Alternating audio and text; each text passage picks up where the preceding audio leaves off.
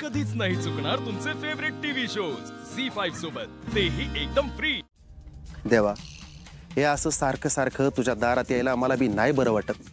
अरे पण काय करणार, कामच तसे। तू एकदा काय ते माझं जुळवून टाक।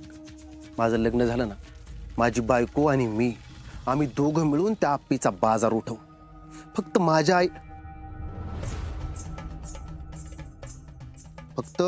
आईला कायम माझ्यासोबत ठेव। तिला माझ्यापासून कधीच दूर करू नको। अरे देवा, माझं लग्न होईल, मला पोरग होईल, मग माझी आई माझ्या पोरावर काय काय संस्कार करल, ते संस्कार घेऊन माझं पोरग काय काय करल याचा मी विचार पण करू शकत नाही। देवा, काय बी कर, फक्त माझ्या आईला कायम माझ्यासोबत ठेव। तिला माझ्यापासून कधीच दूर करू नको बघ।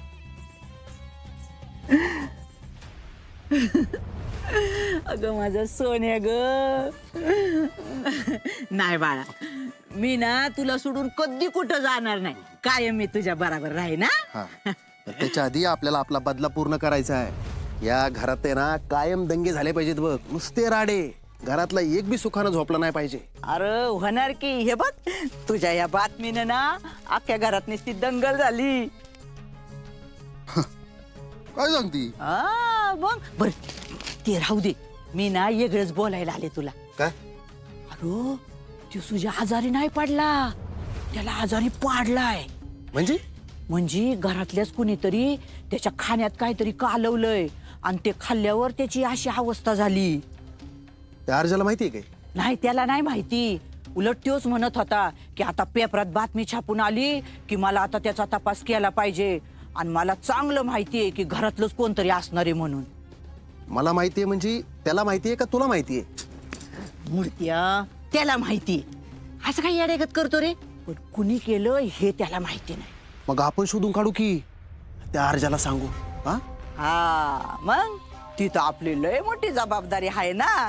ते कदमच एकमेकांची टाळकी फोडणार आहेत, आपल्याला काय करायची गरज नाही। असं नाही बंट्या, अरे त्या आप्पीचे प्रयत्न चालू असतात ना, सगळं घर जोडून ठेवायचे। आई, आता काय नीट होत नसतंय, आणि जरी झालं तरी आपण आहेच की, काढी टाकायची आणि बाजूला व्हायचं। पण काय रे बंट्या, कुणी केलं असेल या असं? आई, मी बी तेच विचार करतो, सुजाला आजारी पाडून कुणाला फायदा होणार आहे? आई, स्वप्नील, रुपाली?